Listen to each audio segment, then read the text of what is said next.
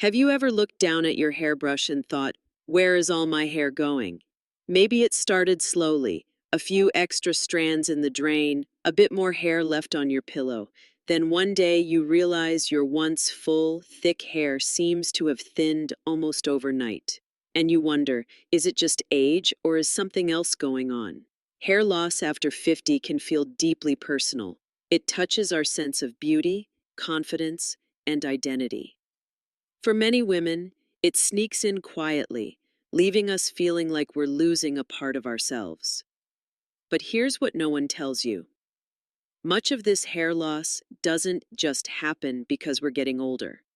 In fact, many of the things we do, often with good intentions, might be making it worse. That's the truth no one really talks about. From how we wash our hair, to the way we style it, to what we eat, or even how we manage stress, these everyday habits might be silently contributing to thinning hair. So today, we're going to do something empowering. I'm going to walk you through 10 of the most common hair mistakes women over 50 unknowingly make, and more importantly, how to fix them. These changes are simple, gentle, and grounded in self-care, not shame. And I'll be honest, number 10 surprised even me. It was something I had been doing for years without ever realizing it was harming my hair. But before we get there, let's start with the first and perhaps most misunderstood habit that could be keeping your hair from looking its healthiest.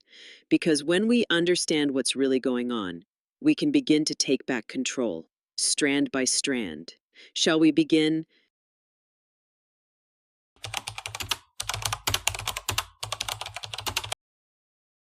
Overwashing your hair. It might seem like a good thing, keeping your hair clean, fresh, and light every day, especially when you notice your roots getting oily faster than they used to, or you feel a bit of buildup on your scalp. Reaching for the shampoo becomes part of the daily routine. After all, clean hair is healthy hair, right? But here's the part that's easy to miss. Overwashing can actually be one of the most damaging things we do to our hair, especially as we age. Because what keeps your hair looking soft and full isn't just the shampoo, it's the natural oils your scalp produces. And with age, our scalps start producing less of those oils, not more. So every time you shampoo, especially with harsh products, you're stripping away the small amount of moisture your hair still has left. That moisture is precious. It protects each strand from breakage, keeps the cuticle smooth, and gives your hair its natural shine. When you overwash, you're removing that invisible shield. What's left behind? Dryness, dullness, and hair that's more prone to thinning over time. But the good news, this is one of the easiest mistakes to fix. You don't need to give up washing altogether. You just need to find a better rhythm. Try washing your hair just 2 or 3 times a week. This gives your scalp time to reset and rebalance its natural oils, without letting things get greasy or uncomfortable. And when you do wash your hair, be mindful of the products you're using. Skip the shampoos filled with sulfates or alcohol. They tend to be overly harsh and drying. Instead, look for gentle, sulfate-free formulas labeled as hydrating or moisturizing. These kinds of products cleanse without stripping, and they help restore moisture where it's needed most. One small shift that makes a big difference is how your hair feels between washes. If you're worried about oily roots, try using a lightweight dry shampoo on non-wash days. And for added nourishment, work a little leave-in conditioner into the ends of your hair after each wash to lock in moisture. The more gently you treat your hair, the more your hair will respond in kind. Over time, you'll begin to notice a difference, not just in how your hair looks, but in how it moves, how it feels, and how much healthier it becomes from root to tip.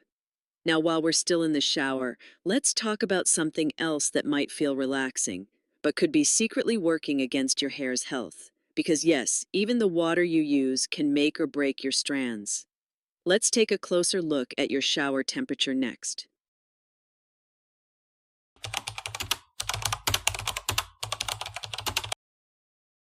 Washing with water, that's too hot. There's nothing quite like a steaming hot shower on a cold morning. It feels comforting, relaxing, even therapeutic. For many of us, it's a small daily ritual that helps us wake up, ease our muscles, and take a moment of quiet. But while your body might love the heat, your hair, not so much. Hot water, especially when used regularly, can be surprisingly harsh on aging hair. You may not feel it right away, but every time you crank up the heat, you're exposing your scalp and strands to something they weren't built to handle: intense dehydration. Here's why that matters. As we age, our scalps naturally produce less oil, and our hair becomes more fragile. That protective oil layer that used to keep our strands soft and shiny, it's thinner now.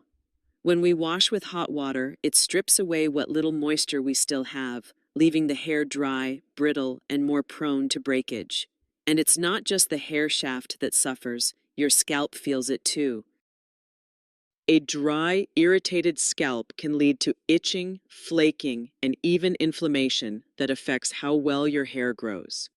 So while the hot water might feel good in the moment, its long-term effects quietly add up. But here's the good news. You don't need to give up your comforting shower. You just need to adjust one simple thing: the temperature. Instead of very hot water, aim for lukewarm. It should feel warm enough to be pleasant, but not so hot that it turns your skin pink or steams up the mirror.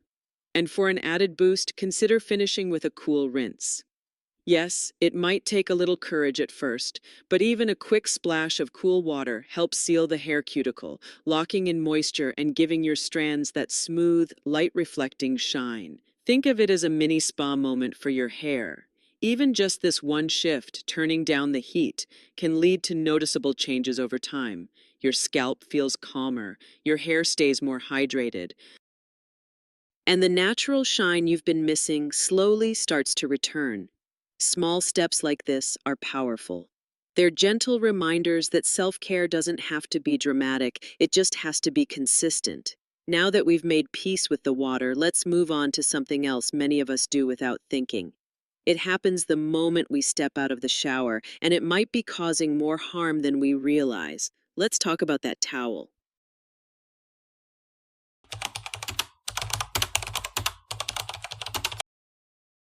Rubbing your hair too hard with a towel. Picture this. You've just stepped out of a warm, soothing shower. You're feeling refreshed, your hair is dripping wet, and, without even thinking, you grab a towel and start rubbing. It's quick, it's practical, and it's something many of us have done for decades. But here's the problem. That familiar motion, vigorously rubbing your wet hair with a thick cotton towel, is actually one of the most damaging habits you can have, especially for aging hair. When your hair is wet, it's at its most vulnerable. The outer layer of each strand, called the cuticle, lifts slightly when soaked. That means the structure is looser, more exposed, and far more prone to stretching, tearing, and breakage. Now add in the rough texture of a traditional bath towel, plus the back and forth rubbing motion, and what you get is friction, lots of it.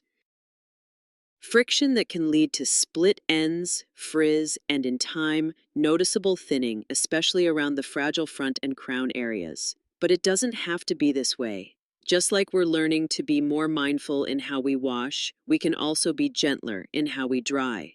And the first step is swapping out that rough towel for something softer, like a microfiber towel or even a clean, soft cotton t-shirt. These materials are much gentler on your strands.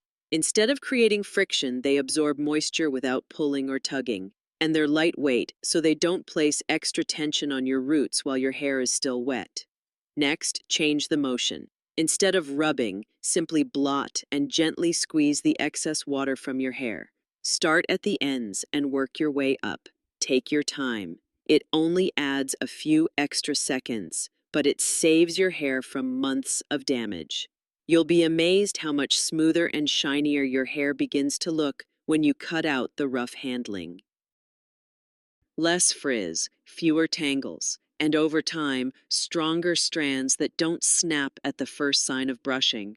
It's these small, thoughtful changes that slowly build into something bigger, hair that looks and feels healthier because you're treating it with the care it deserves.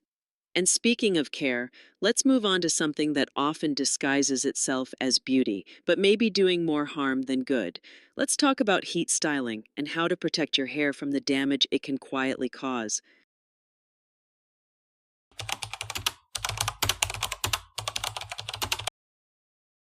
Heat styling without protection.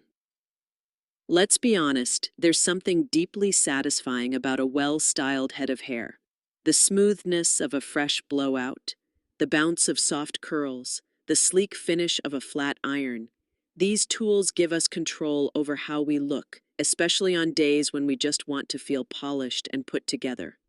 But behind that polished look is a hidden cost, and it's one many of us don't think about until the damage is already done. Because every time we apply heat without protection, we're weakening our hair layer by layer. Here's what's really happening. Heat tools, whether it's a blow dryer, curling wand, or flat iron, can reach temperatures upwards of 400 degrees Fahrenheit. And when that kind of heat hits unprotected hair, it breaks down the hair's protein structure, dries out the cuticle, and strips away moisture. What's left behind is hair that might look good in the moment, but over time becomes brittle, dull, and prone to split ends and breakage. And for aging hair that's already becoming finer and more fragile, this kind of damage accumulates fast. The result? Thinner, weaker hair that just doesn't bounce back the way it used to. But here's the good news. This is one of the easiest mistakes to correct. It all comes down to one small product, a heat protectant. Before you even plug in your styling tool, apply a light mist or serum to your damp or dry hair. Look for ingredients like argan oil, silk protein, or keratin. These create a protective barrier around the strand, sealing in moisture and reducing the direct impact of heat. Some even help strengthen the hair over time, giving it a healthier appearance with each use. And remember, more heat isn't always better. Many of us crank our tools up to the highest setting out of habit, but most hair, especially aging hair, doesn't need that kind of intensity. Try turning down the temperature to a medium or low setting. It might take a few more seconds, but your hair will thank you for the gentler approach. You might also try switching up your routine. Let your hair air dry more often. Embrace a looser wave. Play with natural volume instead of forcing it into a flat, straight shape. Sometimes the most flattering looks are the ones that let your hair breathe. Because here's the truth. Beautiful hair isn't about perfection.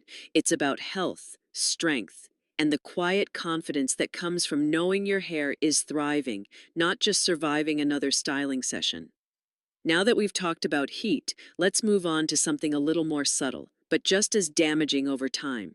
It has to do with how we wear our hair and the pressure we put on it every single day.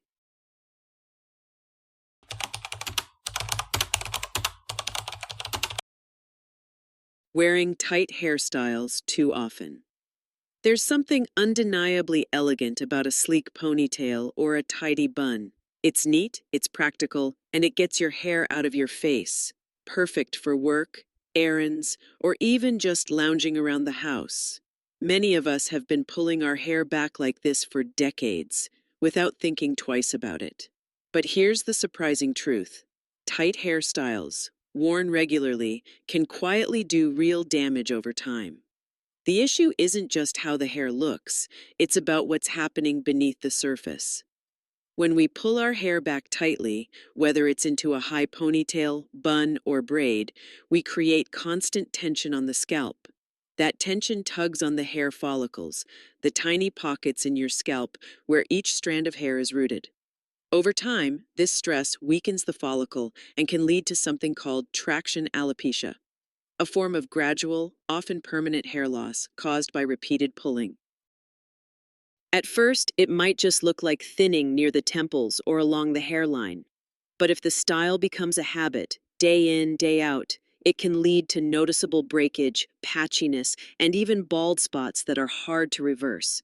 But don't worry, this doesn't mean you have to give up your favorite styles entirely. It simply means becoming more mindful of how often and how tightly you wear them. Start by loosening the tension. Your ponytail doesn't need to be tight enough to pull your skin. Opt for soft, fabric-covered elastics instead of rubber bands or ties with metal parts that snag and tear your hair.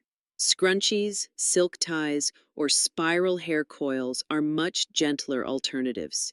Give your hair a break, literally. Let it down whenever possible, especially at night. Sleeping with your hair tightly pulled back can cause more damage than you realize. If you prefer to keep your hair out of the way, consider a loose braid or a soft twist secured at the nape of your neck. And try to rotate your styles throughout the week. Wearing the same tight bun every day concentrates pressure in the same area.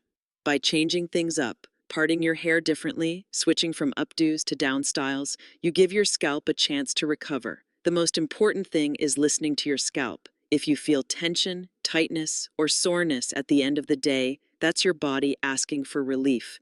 And the earlier you respond, the more hair you'll be able to protect and preserve. Because healthy hair isn't just about what we put on it, it's about how gently we treat it, day in and day out. Now that we've looked at what's happening on the outside, it's time to turn inward. Because what you eat and how your body absorbs it might be having a bigger impact on your hair than you think.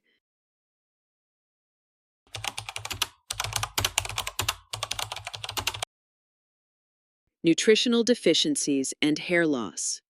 It's easy to focus on the outside of our hair, how it looks, how it feels, what products we use. But what many women don't realize is that hair health begins from within. Just like your skin, your nails, and your energy levels, your hair reflects the state of your overall health. And if your body isn't getting the nutrients it needs, your hair will quietly begin to show it. You may be doing everything right on the surface, using gentle products, avoiding harsh styling, being careful with heat. But if your meals are lacking key nutrients, your body simply doesn't have what it needs to produce strong, healthy strands.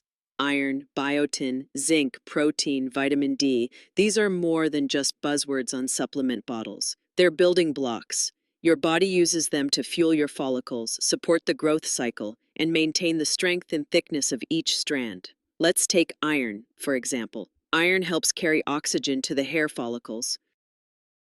Without enough of it, your follicles can weaken, leading to increased shedding. Biotin, a B vitamin, supports keratin production, the protein that forms the very structure of your hair. Zinc helps repair tissue and keeps the oil glands around the follicles working properly. And protein, your hair is protein. Without enough of it, growth slows and strands become brittle. As we get older, our bodies don't absorb nutrients as efficiently as they used to. That means even if you're eating relatively well, you might still be running low, especially after menopause, when hormonal shifts affect everything from appetite to digestion. So what can you do? Start by tuning into your plate. Incorporate leafy greens like spinach and kale for iron. Add in nuts and seeds like almonds, flaxseed, and chia for healthy fats and biotin. Lean proteins like eggs, chicken, fish, and legumes give your hair the keratin it craves. If you're unsure whether you're getting enough of certain nutrients, talk to your doctor. A simple blood test can check your iron and vitamin D levels, and a nutritionist can help guide you toward foods or supplements that are age-appropriate and tailored to your needs. And be patient. Hair growth isn't instant. When you begin nourishing your body, your hair will start to respond, but it may take a few months to fully see the results. Consistency matters more than speed. This isn't about dieting, it's about fueling. Because when you nourish your body with what it truly needs, your hair becomes stronger, shinier, and more resilient from the inside out. Now, while nutrition lays the foundation, there's another area we often overlook, yet it's just as important.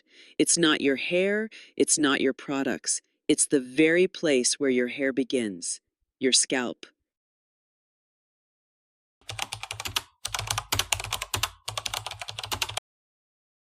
Neglecting scalp care. When we think about hair care, most of us go straight to the strands. We invest in shampoos, conditioners, serums, masks, all designed to smooth, thicken, and repair the visible part of our hair. But rarely do we stop to think about the very place where hair begins, the scalp. And yet, your scalp is where the real magic happens. Think of it like soil in a garden. If the soil is dry, clogged, or starved of nutrients, even the healthiest seeds will struggle to grow. Your hair is no different. A healthy scalp provides the environment your follicles need to grow strong, thick, vibrant strands. Without that foundation, even the best hair care routine will fall short. Unfortunately, many women unknowingly neglect their scalp, especially as they get older. Years of product buildup, less frequent exfoliation, and changes in oil production can leave the scalp congested and inflamed.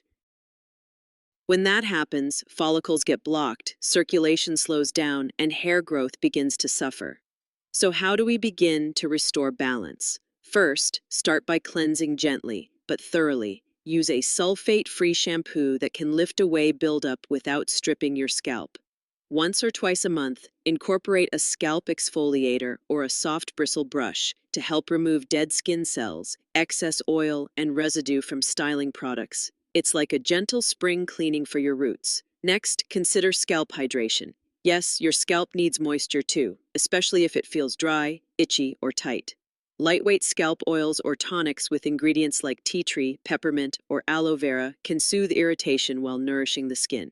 Just a few drops massaged in can make a world of difference. And speaking of massage, don't underestimate its power.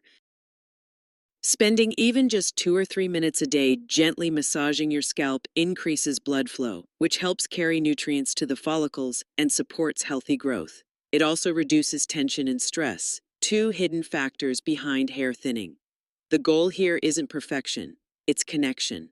Taking time to care for your scalp is an act of slowing down and tuning in. It's saying to your body, I see you, I'm listening, and I'm here to support you. And that connection goes deeper than just the skin, because sometimes what's affecting your hair isn't physical at all, it's emotional. In the next section, we'll explore a silent factor that too often gets overlooked, and yet plays a major role in hair loss. Let's talk about stress and what it might be doing to your hair without you even realizing it.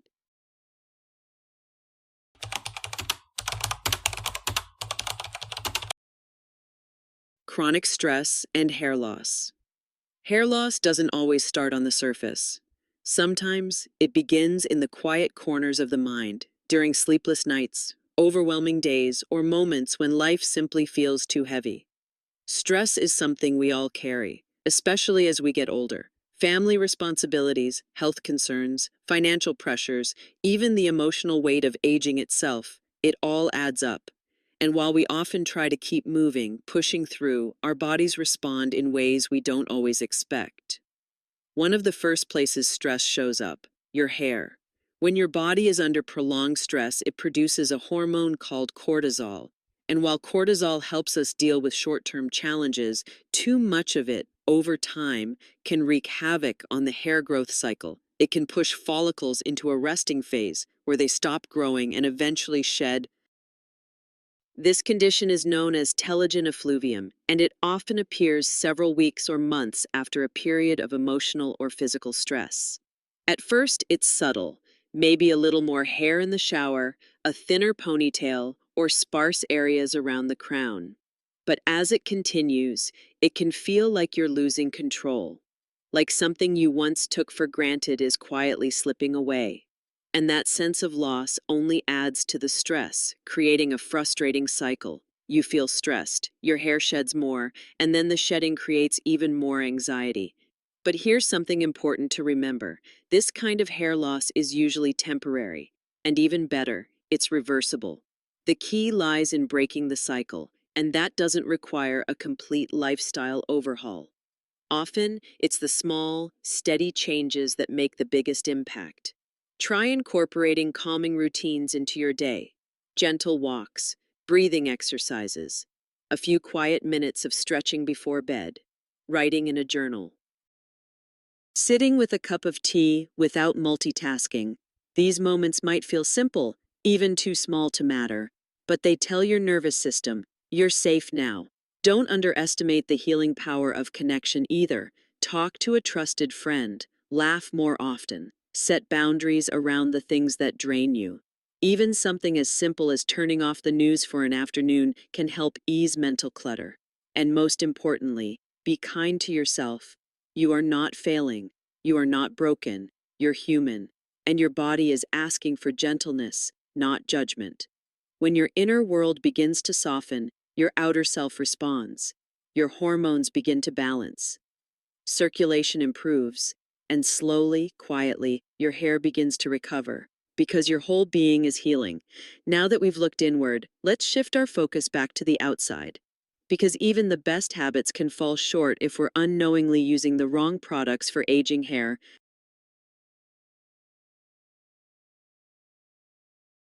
Conclusion: a gentle reset for you and your hair. If you've made it this far, take a breath and a moment to honor yourself. Because this wasn't just a list of tips, it was a journey, a chance to pause and really listen to what your hair and your body may have been trying to tell you. We've uncovered 10 common habits that, over time, can quietly chip away at the strength, fullness, and vibrance of your hair. But more importantly, we've uncovered gentle, loving ways to begin again. Not with guilt, not with shame, but with grace, and with the kind of wisdom that only comes from lived experience. You don't have to change everything overnight. Even one shift, washing a little less often, turning the water down, letting your hair rest from heat, or adding more nourishment to your plate can be a turning point. Hair doesn't heal in a day, but it does respond to kindness, to patience, and to care. And maybe, as you begin treating your hair more gently, you'll notice something else changing too. Maybe the way you see yourself softens. Maybe the need to fix begins to fade. And maybe you remember that beauty at this age isn't about chasing what was. It's about embracing what is. The silver, the softness, the strength, the stories woven into every strand. So I'll leave you with this. Your hair isn't aging alone. It's aging with you. Let it be a reflection of how far you've come and how gently you're willing to walk forward from here. Now, I'd love to hear from you. What's one habit you're ready to let go of? Or one new thing you're excited to try? Leave a comment below. I read every one, and your story just might inspire someone else. And if this video helped you in any way, I invite you to watch the next one. It's all about how to rebuild thinning hair at home, step by step, because the journey towards stronger, more radiant hair is just beginning.